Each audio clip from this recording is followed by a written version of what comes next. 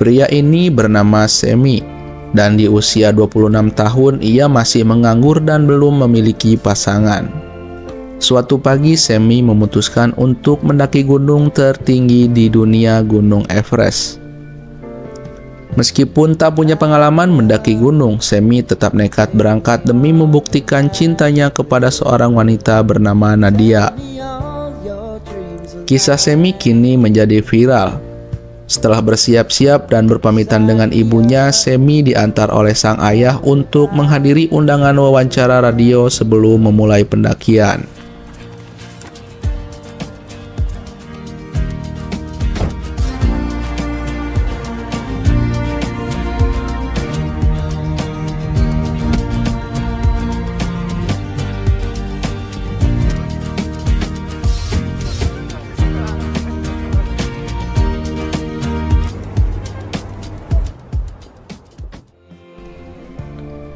Setibanya di depan kantor radio, sang ayah berpesan jangan pernah menyerah, apapun yang terjadi teruslah mendaki sampai ke puncak. Mendengar nasihat ini, semangat Semi pun semakin membara.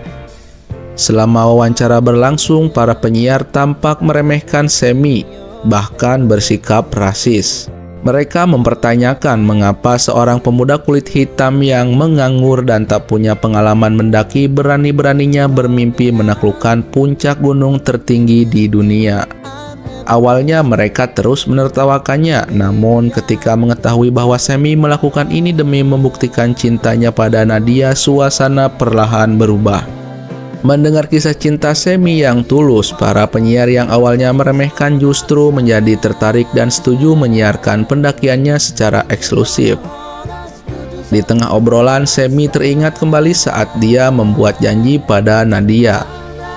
Malam itu, setelah menjemput Nadia pulang kerja, Semi mengajaknya nongkrong di kafe. Mereka sudah berteman dekat sejak SMA. Dan dalam perjalanan pulang, Semi memberanikan diri untuk menyatakan cinta. Namun Nadia menolak. Dia tidak ingin berpacaran dan lebih memilih langsung menikah jika Semi benar-benar serius. Nadia meminta bukti nyata dari Semi. Menanggapi hal itu dan untuk menunjukkan keseriusannya, Semi berjanji akan mendaki Gunung Everest.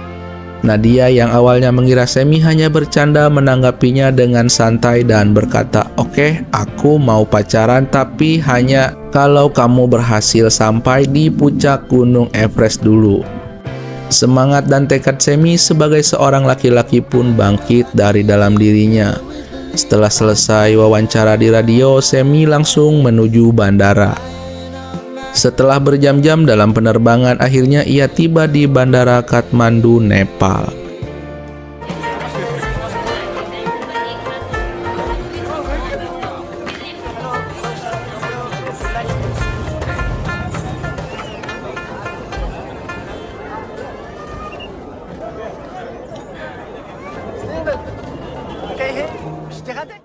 Sesampainya di Nepal, agen travel mengantar Semi ke penginapan tempat ia akan memulai perjalanannya. Sementara itu di Prancis, Nadia yang sedang bekerja di supermarket tiba-tiba dikejutkan oleh rekan kerjanya. Mereka menunjukkan berita yang sedang viral. Semi sedang dalam perjalanan mendaki Gunung Everest. Awalnya Nadia mengira ini hanya rumor, namun saat ia melihat Semi benar-benar sudah sampai Nepal, ia merasa terharu. Tak disangka, Semi benar-benar menepati janjinya untuk mendaki demi membuktikan keseriusannya. Perasaan Nadia pun tersentuh oleh ketulusan Semi.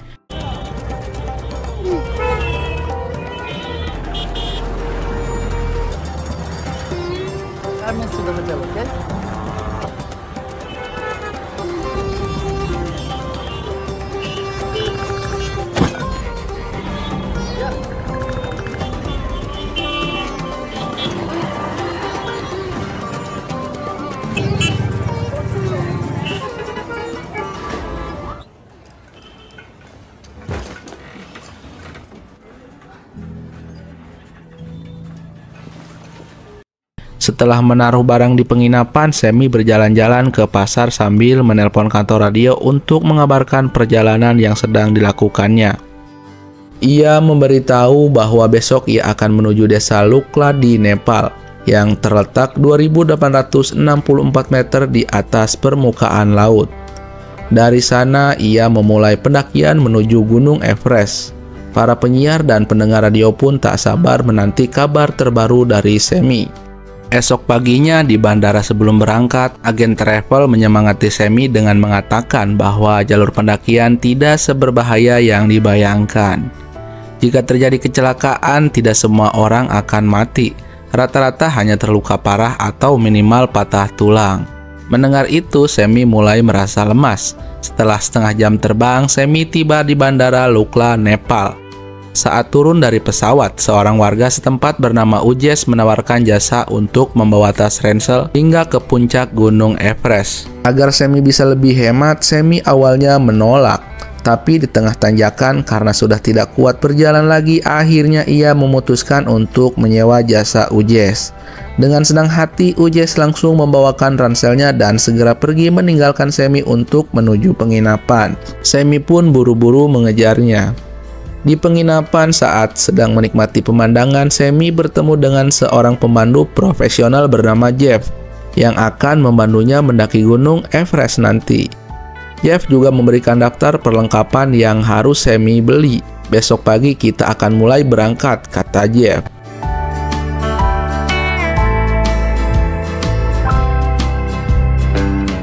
Malamnya, saat Semi sedang makan di kedai, beberapa warga lewat sambil menggotong mayat para pendaki. Melihat kejadian itu, Semi merasa terguncang. Esok paginya, sebelum berangkat, Jeff dan para pendaki mengadakan briefing terlebih dahulu. Setelah menjelaskan rute perjalanan, Jeff mengingatkan semua pendaki untuk hati-hati karena sering terjadi kecelakaan. Yang terpenting bukan bagaimana kita bisa sampai ke puncak gunung, tapi bagaimana kita bisa kembali dengan selamat, kata Jeff. Setelah briefing selesai, Semi dan para pendaki pun memulai perjalanan menuju puncak gunung tertinggi.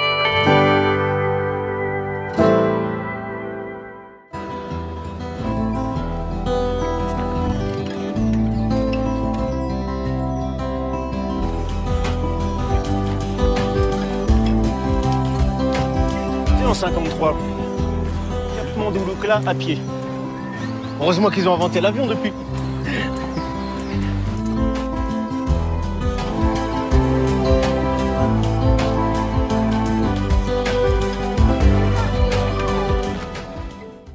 Berjam-jam lamanya mereka berjalan, dan karena kelelahan, Semi meminta untuk istirahat sebentar.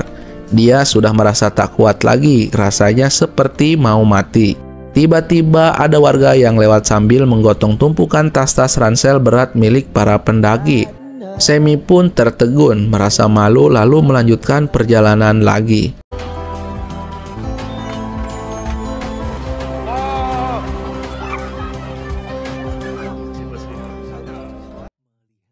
Melihat Semi kelelahan, Ujes yang sudah sampai di base camp lebih dulu langsung memberinya makan dan minum. Saat mereka beristirahat, ada warga yang lewat sambil menggendong kulkas. Lagi-lagi Semi hanya bisa menghela nafas. Penyiar radio lalu menelpon untuk menyiarkan secara langsung kabar pendakian Semi. Di situ Semi bercerita banyak hal. Dari radio mobil, saat mendengar bahwa putranya baik-baik saja, sang ayah merasa lega. Di sisi lain terlihat Nadia sedang teleponan dengan temannya. Nadia curhat, sebenarnya jauh dari lubuk hatinya dia juga menyukai Semi. Selesai menelpon, Ibu Nadia menyapa.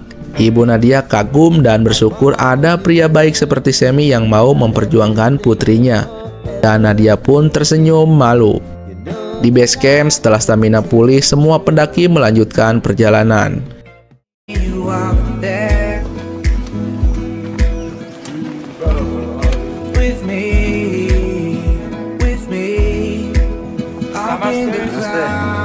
Zoran viens, I come back. Mais comment tu sais qu'il a l'air vicieux? Les yeux.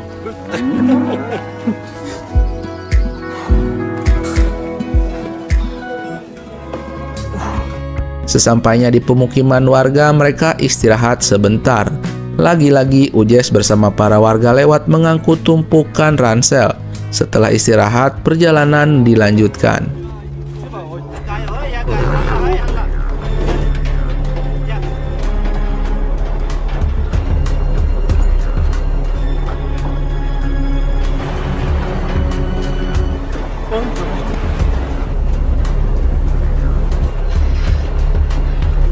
Semi berhasil mencapai ketinggian 3.440 meter.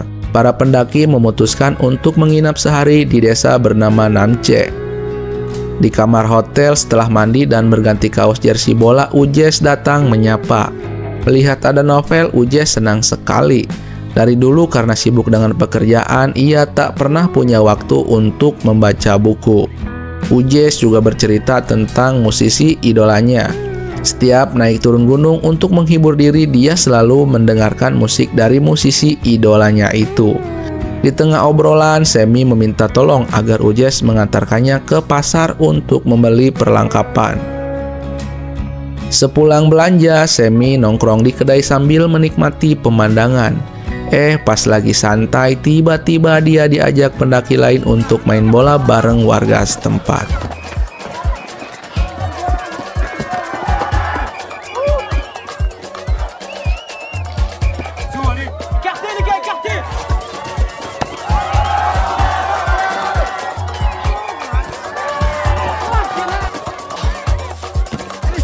On se réveille un peu ou quoi là?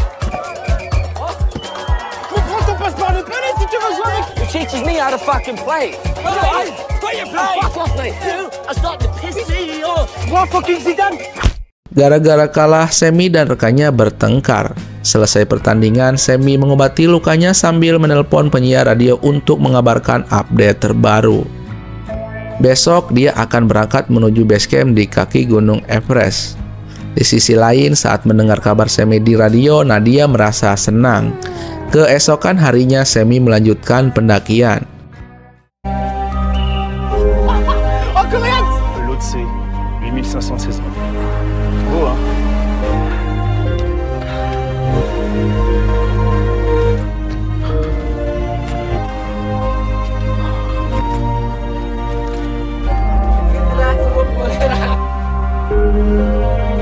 Garde le rythme, Semi.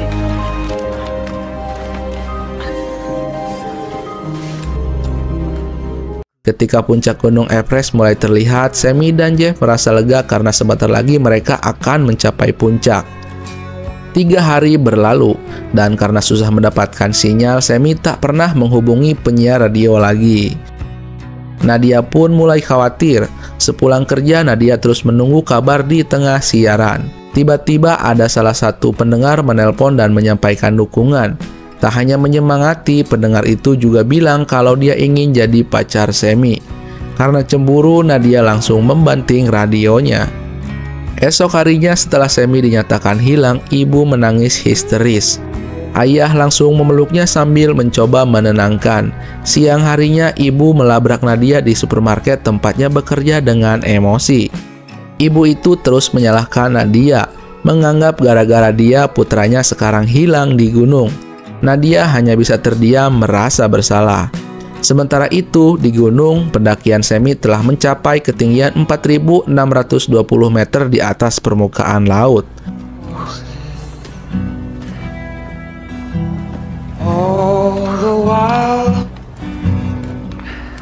C'est pas l'air de la Courneuve. Je comprends le 1 pas une respiration.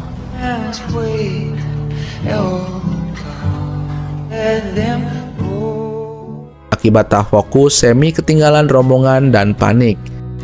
Dia buru-buru mengejar, namun sayangnya dia belum bisa menyusul mereka. Bahkan sekarang dia malah kesasar.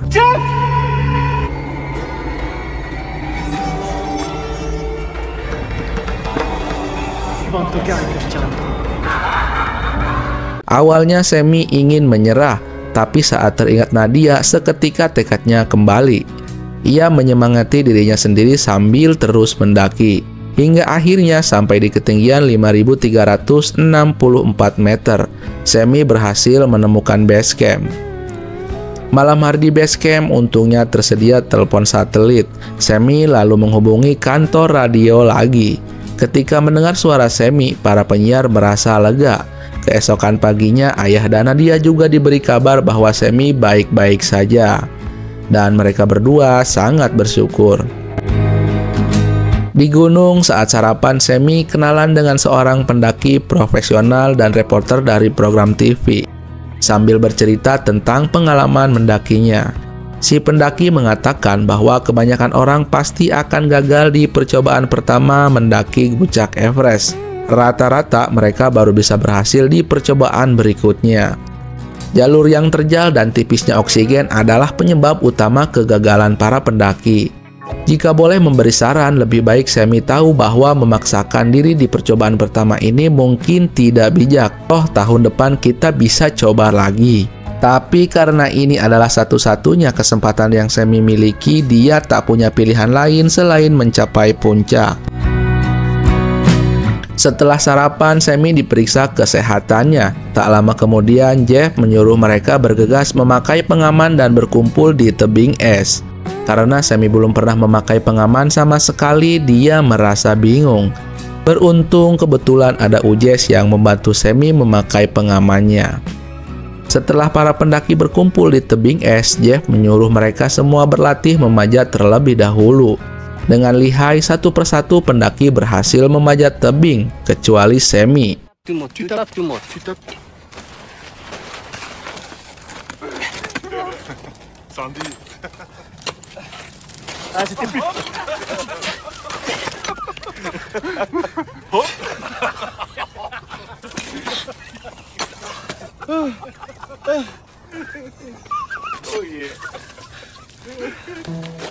Akibat tak bisa memanjat, Jeff memperingatkan bahwa jika dalam 3 hari Sammy masih belum bisa juga, maka terpaksa dia tidak boleh ikut ke puncak.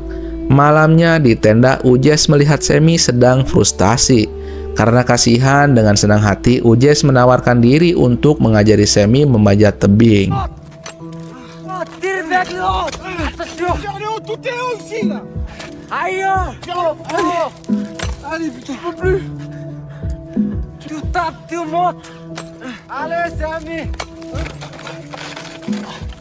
Non, go back up. Purée. Comme elle avait du mal à lutter pour le repousser. Oui, vas-y, monte. Comme avec un marteau. C'est coincé là. Elle se met avec Nico. Du coup, Connie, elle a dit, en fait, sa mère, elle était pas d'aller le redresser à la tête. Very good.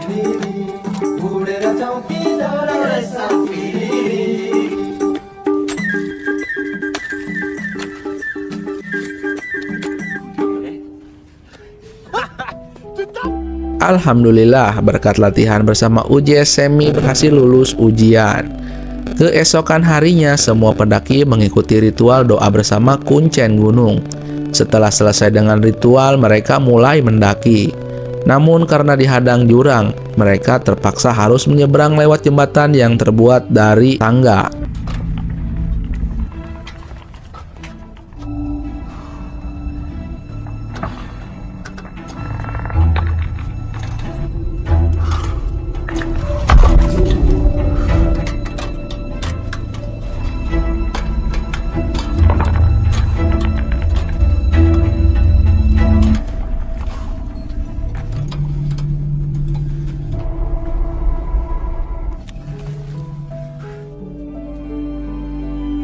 Di Prancis, karena berita tentang Sammy semakin viral di seluruh penjuru negeri, seorang jurnalis datang ke kantor radio untuk meliput. Montagne la plus haute du monde fait vivre depuis 23 jours un rêve. Un homme, un habitant de la cité des... C'est pas le seul que je sais faire.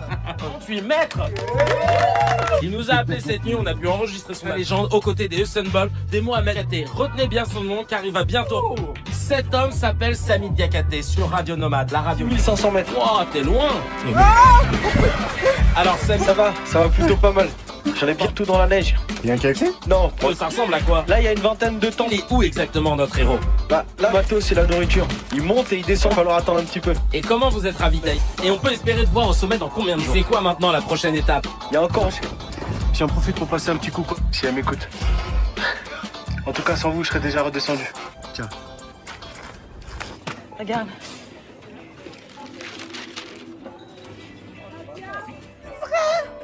Mon fils, ça. C'est mon fils. Sesampainya di ketinggian 7.162 meter, Sammy istirahat di base camp dengan suhu minus 40 derajat. Malam hari saat sedang istirahat sambil membaca novel, Sammy dan Ujes ngobrol soal cinta. Sammy juga berterima kasih karena berkat bantuan Ujes dia bisa sampai di titik ini. Di tengah obrolan karena cuaca semakin dingin, Jeff meminta semua segera bersiap untuk melanjutkan pendakian. Jika terus diam di sini, kita akan mati diterjang suhu ekstrim. Lebih baik kita bergerak.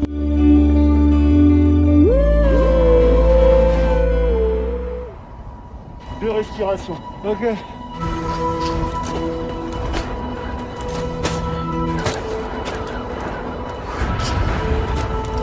Peace, le Stevie Wonder. Écoutez, c'était qui veulent.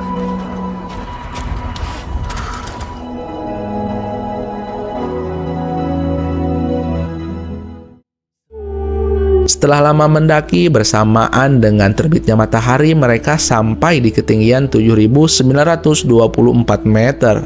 Saat tiba di base camp, karena oksigen semakin menipis, Ujes memberikan tabung oksigen miliknya kepada Sammy. Sementara itu, di Prancis, kisah pendakian Sammy sudah masuk berita TV. Di rumah, melihat anaknya muncul di TV, ibu sangat bangga. Siang hari, Nadia bersama ibunya datang menemui ibu Sammy. Nadia meminta maaf dan mengungkapkan seluruh perasaannya tentang Sammy. Meski dulu sempat ragu, sekarang dia yakin. Nadia berjanji bahwa bila Sammy pulang nanti, dia tak akan menyanyiakan perjuangannya. Dia pasti akan mencintai putra ibu sepenuh hati. Mendengar ucapan Nadia, ibu luluh dan memeluknya. Di gunung, Sammy menyempatkan diri mengirim pesan suara untuk Nadia lewat telepon satelit. Dalam pesan itu, Sammy berkata bahwa dia sangat ingin mengajak Nadia jalan-jalan kencan ke pantai berdua. Dia berharap pembuktiannya ini bisa membuat Nadia menerima perasaannya. Jeff mengingatkan, di atas nanti sebisa mungkin kita harus mengirit tabung oksigen. Jika sampai kehabisan, kita tak akan bisa bertahan lebih dari 5 menit. Awalnya Sammy masih percaya diri. Tapi saat mengetahui bahwa Ujes digantikan oleh pendaki lain bernama Dortz, Sammy panik. Selama ini Sammy merasa aman karena selalu ada Ujes di sampingnya. Setelah semua siap, Sammy, Jeff, dan rekan-rekan pun berangkat. Di sisi lain, karena situasi yang semakin menegangkan, penyiar radio mengadakan siaran langsung bersama para fans di depan apartemen Sammy. Sementara di dalam apartemen terlihat Nadia, ayah, dan ibu Sammy juga sedang nonton bareng di laptop. Vous êtes arrivé? Fermez. Bonne chance.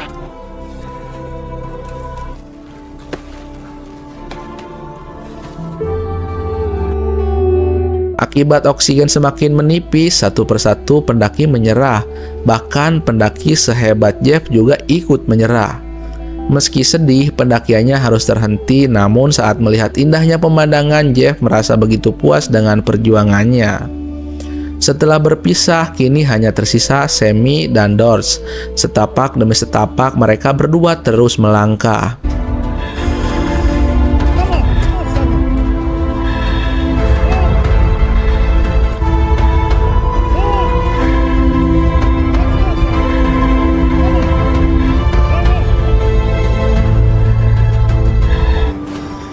Di tengah pendakian, Sammy bingung kenapa dia merasa sulit sekali bernapas. Ketika diperiksa, Dortz terkejut karena ternyata tabung oksigen Sammy sudah hampir habis. Karena tidak ingin mengambil risiko, Dortz mengajak Sammy untuk turun. Namun Sammy menolak, tinggal sedikit lagi, saya tidak mau menyerah di sini. Sammy terus memohon, tolong izinkan saya tetap lanjut mendaki. Ini satu-satunya kesempatan yang saya miliki.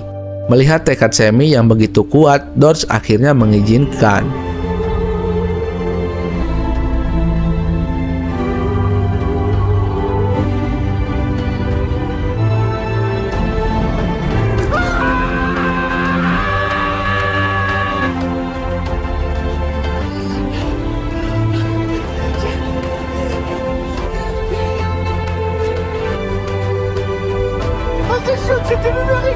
Setelah perjuangan yang sangat panjang, akhirnya Sammy berhasil mencapai ketinggian 8.848 meter, yaitu puncak Gunung Everest, puncak gunung tertinggi di dunia.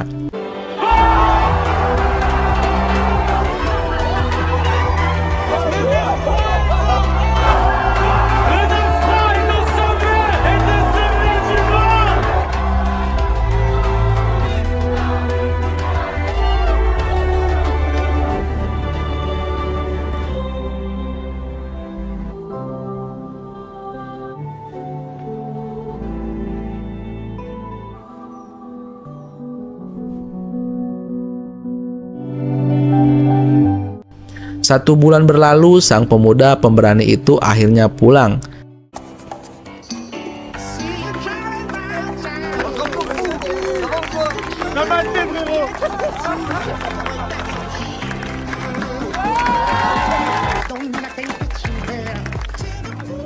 Saat bertemu Nadia, tanpa basa-basi, Sammy langsung menagih janjinya dengan gembira.